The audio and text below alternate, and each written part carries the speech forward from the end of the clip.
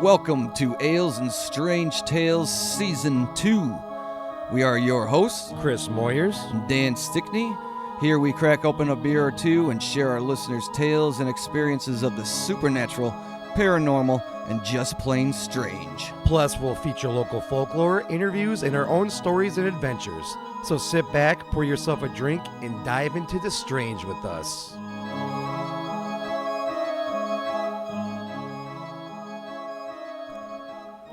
Welcome back to Ales and Strange Tales, Season 2, Episode 10. The finale. The finale of Season 2. And boy, do we have a caper for you. Well, it's not a caper, but it's an interesting...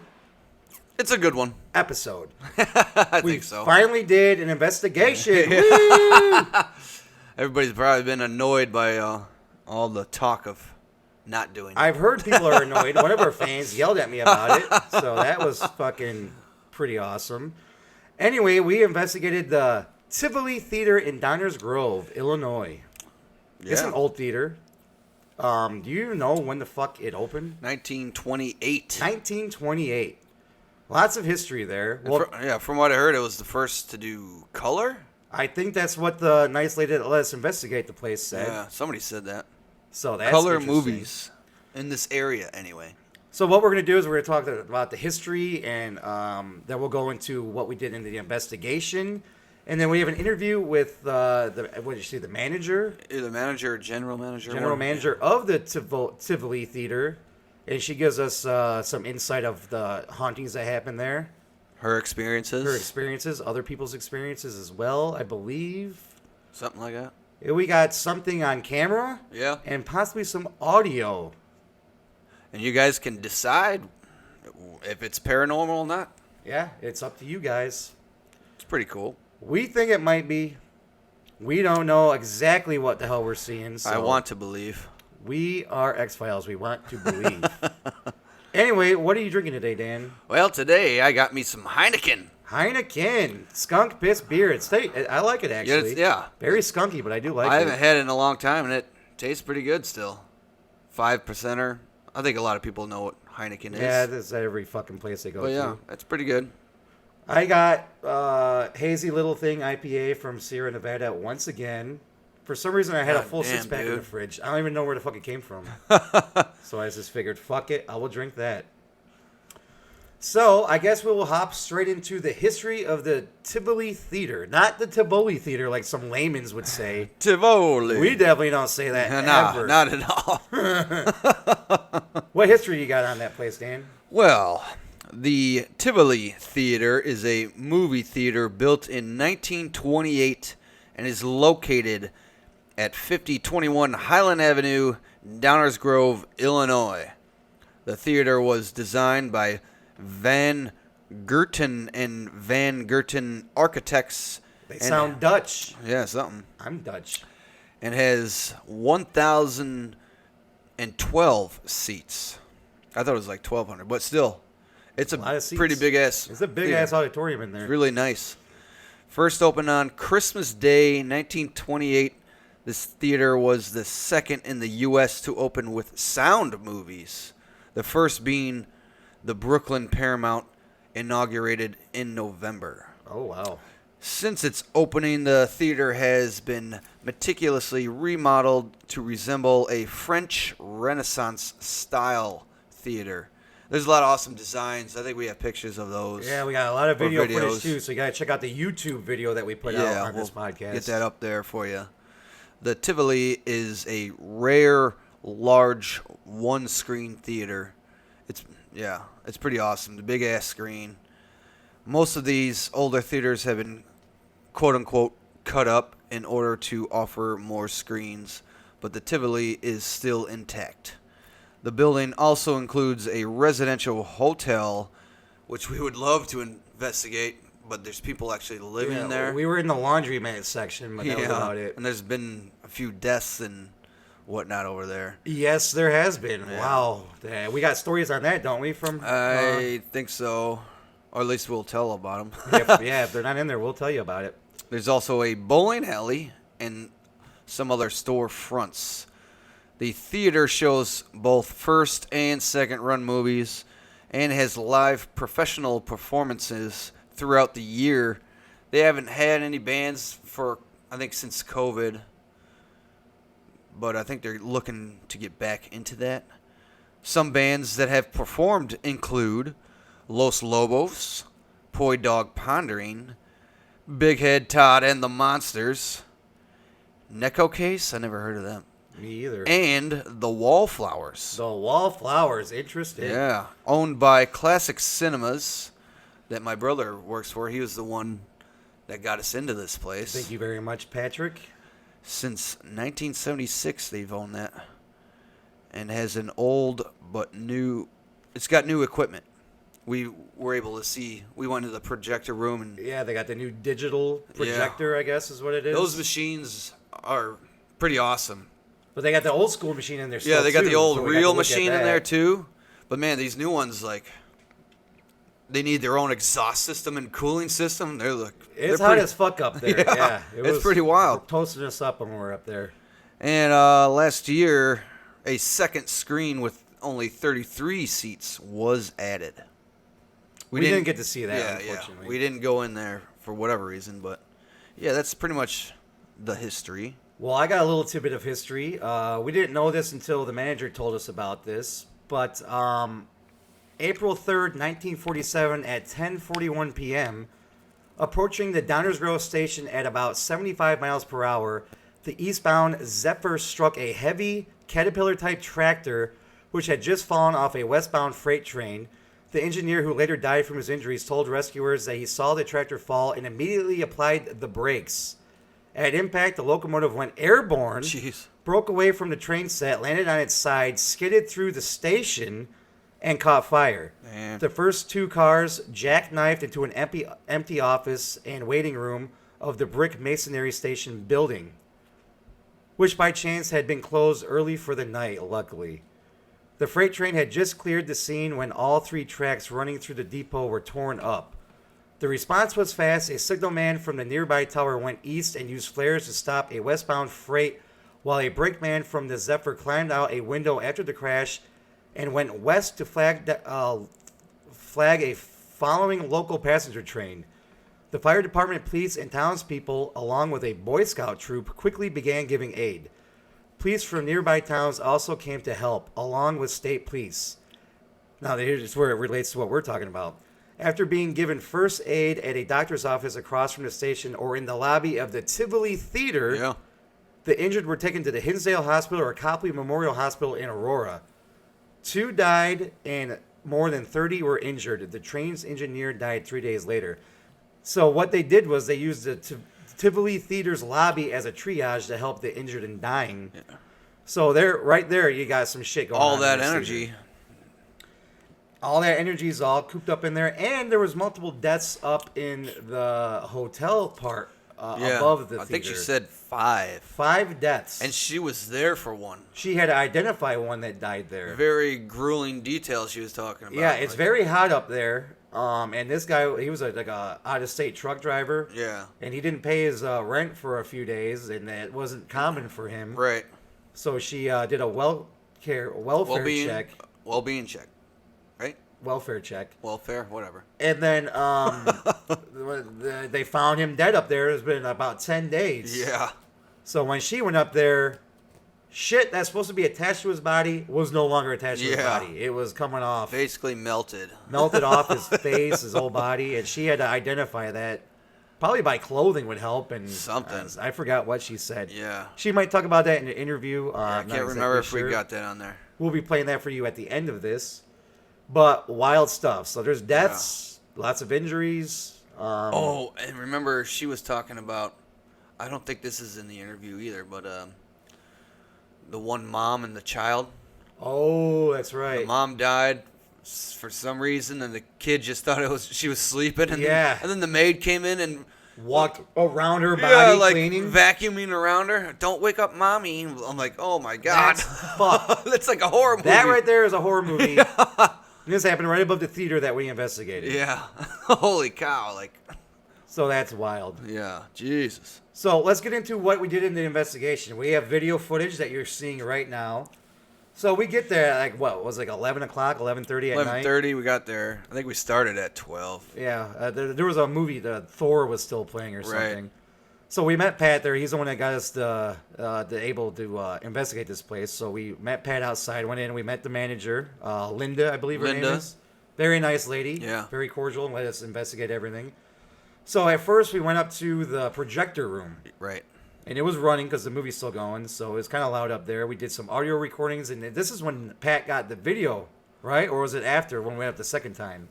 I want to say the second time. No, we went up there twice. We went up there when the movie was going, then we went down to look around, and we went back up there after the movie was over. I could be wrong, but yeah. And we got some audio of knocking, right? Someone thought, was it me asking if there's any spirits up here or something? Yeah, well, you ask, you were like, just knock 3 times if you're here. And, Pat says he hears the knocking after you said that, but then, I don't know, 20 seconds later, he's like, I don't know what those clicking sounds are. But right after he says that, you hear a choo, choo, choo. Let's play the audio for him right now. Yeah, check it out. Just knock 3 times if you're here.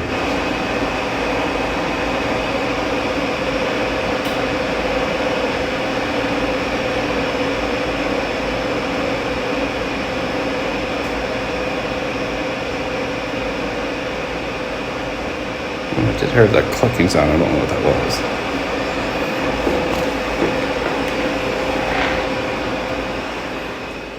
Now, see, you could obviously hear the knocking, right? Yeah, I hear it. You might have to listen maybe a couple times, but you will hear it. It's not that faint. And then we got we'll put the video footage of what Pat filmed. Now, he's got this weird effect on there, so it's hard to tell what you're looking at. Yeah, it was a Snapchat, I think he said effect, just because it was dark as hell, and we don't have night vision. We're not that cool. It's a bit dim up there.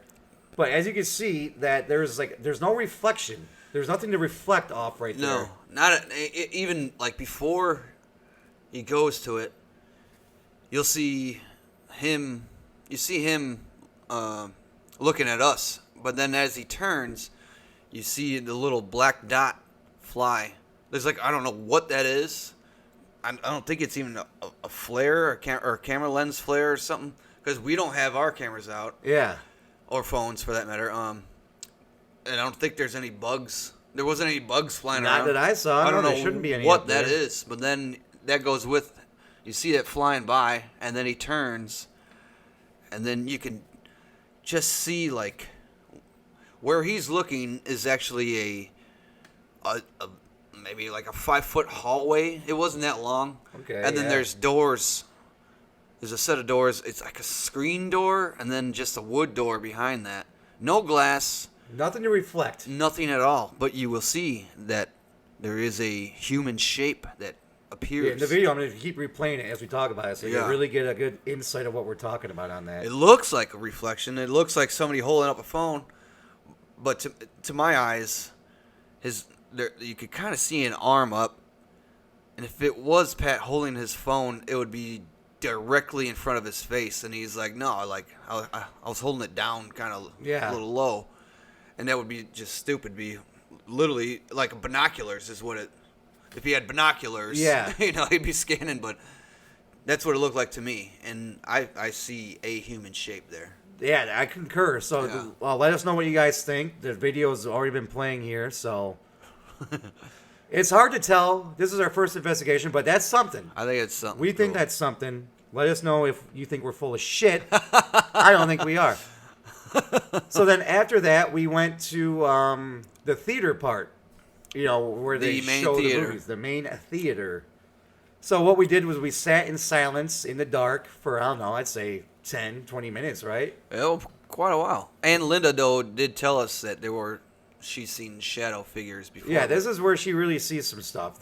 She thinks it's residual. I agree with her. Right. Just like people getting up out of their seats and walking down the aisle, you just see black figures doing that. I didn't see it at all myself. Not like that, no. But she's there every fucking day, and she's seen them. Multiple people have seen them.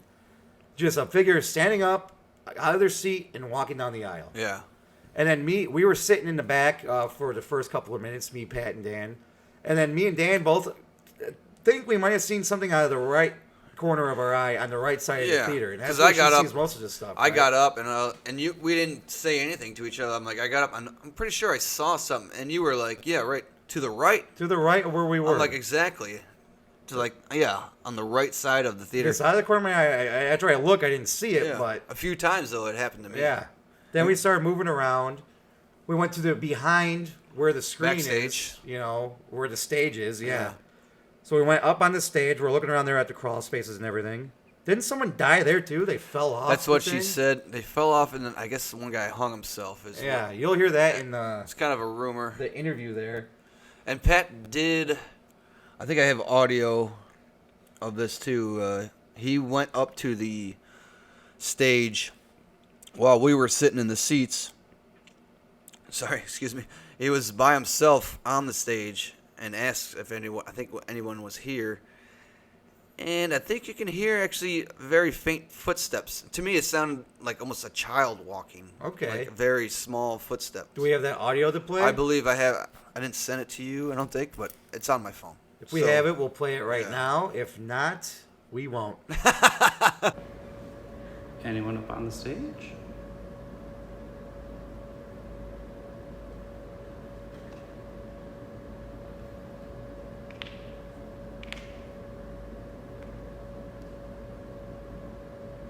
And then after we checked out backstage, we did go down to the dressing rooms downstairs. Yeah, that was cool. And then didn't Pat say Mary Poppins actress was down there at Yeah. one point for like a play or something?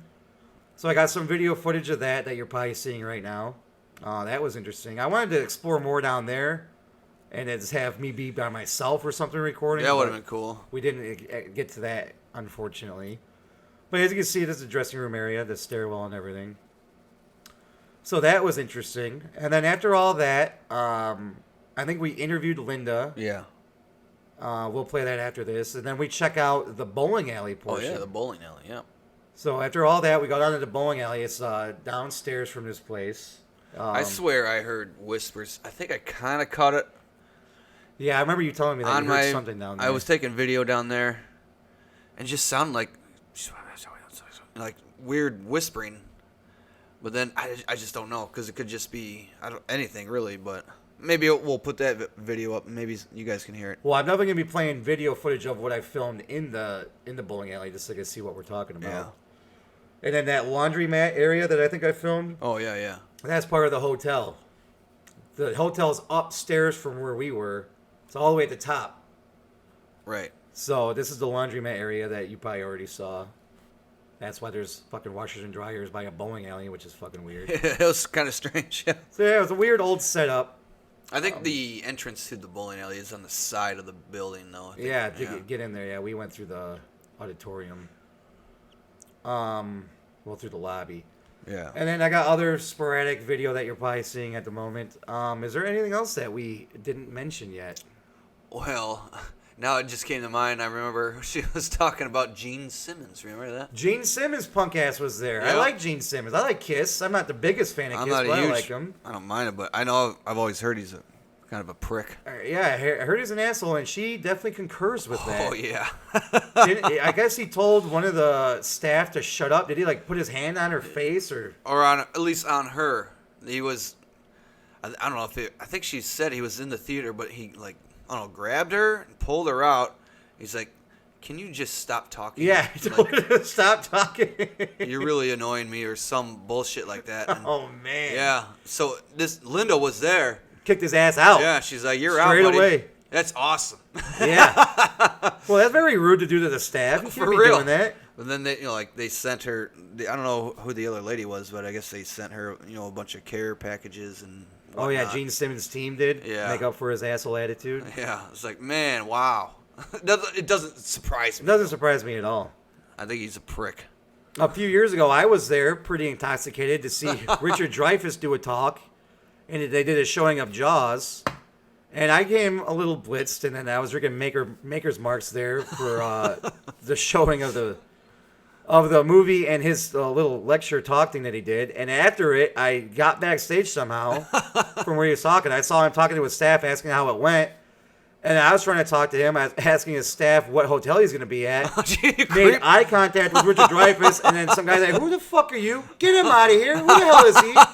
And I swear to God, Richard Dreyfuss saw me getting escorted out of the backstage area, wondering why my creepy ass is wondering what hotel he's going to be at. That's okay. Hoping to have a beer with him, without all the fucking hoopla around.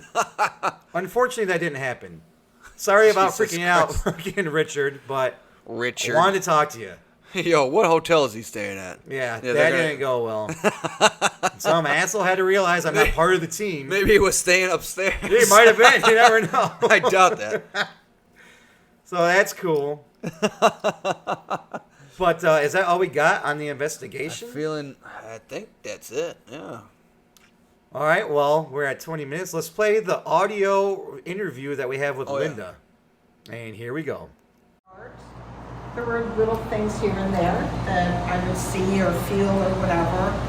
And if I ever brought it up to anybody there, I was like, no, you're crazy, whatever. Yeah. So I just started keeping it to myself. And then the biggest thing was when I would preview movies at night, I would see the shadow figures in the auditorium. Again, I didn't say anything to anybody, and I just kind of feared I'm getting older. I probably have, floaters in my eyes or whatever going on. And then I was talking on my one son. I used to homeschool him, and he used to spend a lot of evenings here with me because we would go over homework or whatever. And so he was sitting in my office with me one night, and I got a phone call from one of the other GMs that had, just started up a ghost hunters kind of club that he was hanging out with, amateur kind of stuff. And so he always knew of the ghost stories here and legends and whatever, and asked if him and his group could come one night and record some stuff. And I was like, oh yeah, I said that would be great because I see shadow figures all the time. And then my son looked at me and goes, you see them too? I was like, oop, I gotta call you back, And so then after him and I were talking, he saw exactly what I saw. And then afterwards, we'd be watching things or whatever, and then he would just go, Mom? And I go, oh, down by aisle 5 or wherever. And yeah. And then there was one time, and I know it wasn't shadow play because he would sit in a different part of the auditorium than me. So it wasn't like we were sitting right next to each other. And so then there was this one night we were watching, previewing the movie, and it looked like something stood up like right next to him, but 2 aisles ahead. Oh, wow. And I saw it, and I looked, and he just like stood up, came walking, and he sat right next to me. I was like, yeah, I saw that too. Yeah, She said that jeez. was a little too close. Very close, But Yeah, I that freaked me don't, out. in my opinion, I don't think the shadow figures in the auditorium are cognizant of what's going on. Right. I think they're residual. I Right, think, yeah. it's just people getting up. Now, back in the day, I don't know if you know this or not, Patrick, but there was a train wreck at the Downers Grove wow. train station right here. Yeah. 2 trains collided, one derailed, and our lobby was used as a triage. Oh, wow. There were a lot Okay. of people that passed in this lobby All from that train yeah. wreck. Jeez. Huh. So, I mean, the building has seen its fair share of deaths. Yeah, it's got some history. Yeah. One of the histories is there was an usher that was unhappy, and he tried to burn the building down Jeez. and hung himself from the rafters behind the screen, Oh, wow. and then the fire went out. And it was like this little 3 square foot area that actually burned. And then there's another story of one of the guys was on a ladder changing light bulbs or whatever, and he fell to his death from the ladder. Okay. I don't know if that one's true or not, but a couple of the people have come in and told me, oh yeah, well that was my grandfather or that was my father that died. I was like, oh, okay. Wow. Some of the other things, someone calls my name. It's very clear, very quick, but very clear. Usually that's up in the booth. Yeah, that's right. And it's to the point where, they call my name and I'll turn real quick, like, who snuck up in the booth with me? Yeah. And then if there's nobody there, so you guys probably noticed the portal windows, and when you look through them, you see a reflection. Yeah. So I always tell them, just when I look through the portal, don't be standing behind me. 'Cause you're gonna be a gripper. I mean, I talk out loud to them all the time. People would think I'm crazy because, like, when I get in the morning and I start taking the chains off the doors and everything, I walk in and I'm like, oh, good morning. How do you think we're gonna do today? Kind of thing as I'm walking through.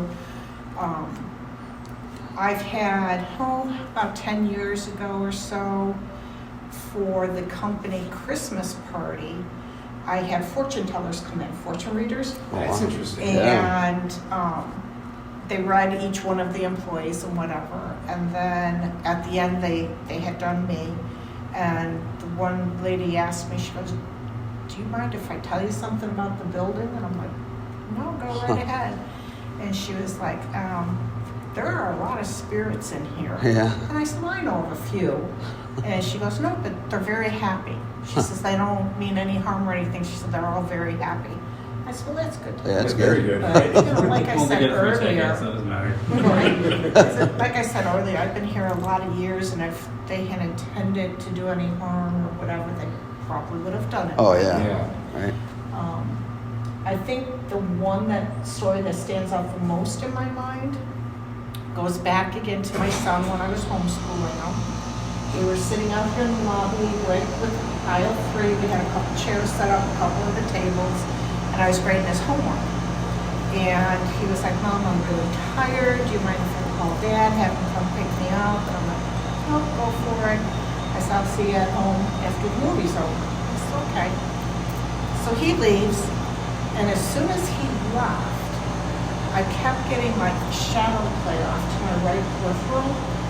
And so I kept like looking down at the bathroom, and then I'd come back and it would do it again. I was like, okay, we have a great big mirror there. So Yeah. I was like, well, maybe like a car turning, the lights are reflecting in there. The headlights So are next time I see that, I'm gonna look this way real quick. Yeah.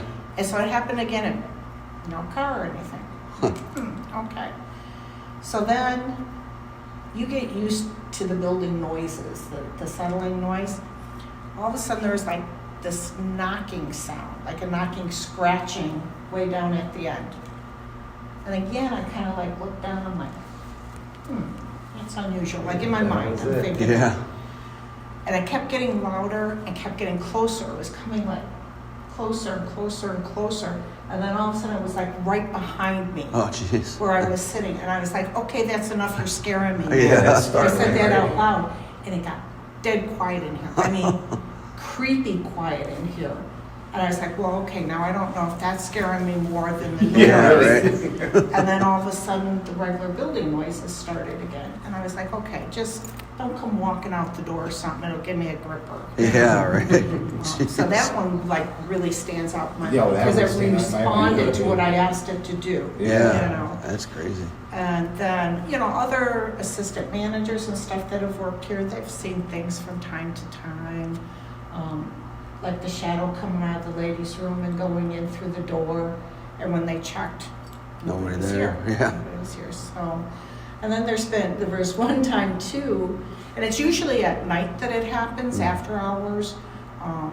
Haven't really had anything happen to me during the day, but there was one day I came in and I heard the armrest flipping, and they make a very distinct sound. You know when somebody's flipping the armrest. Yeah.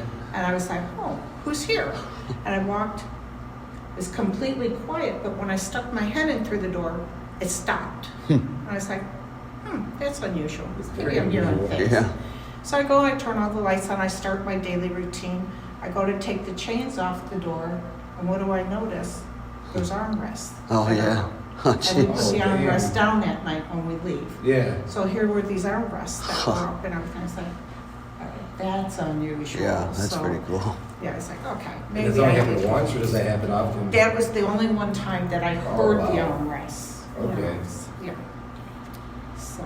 So that's about it. That's you neat. know. No, that's quite a bit. Yeah. Wow, that's, Thank you. And like I said, mostly at nighttime, but there have been some things through the day, and there's times like even on the security cameras where, I think I see something go past the security camera, but then when I look, it's not there, or if I back them up, it's not there. So that's it's weird. like, Yeah. I don't know. Maybe I'm seeing things. So out of everyone that you talked to, only like a handful of people saw stuff here or heard things? Mm-hmm. Okay. Yeah, not everybody. Some people swear that they've been here for years, never saw or experienced anything. Yeah, some people and are other sensitive to people that, I are guess. like, oh yeah. I guess we're not sensitive to it because we don't see anything ever.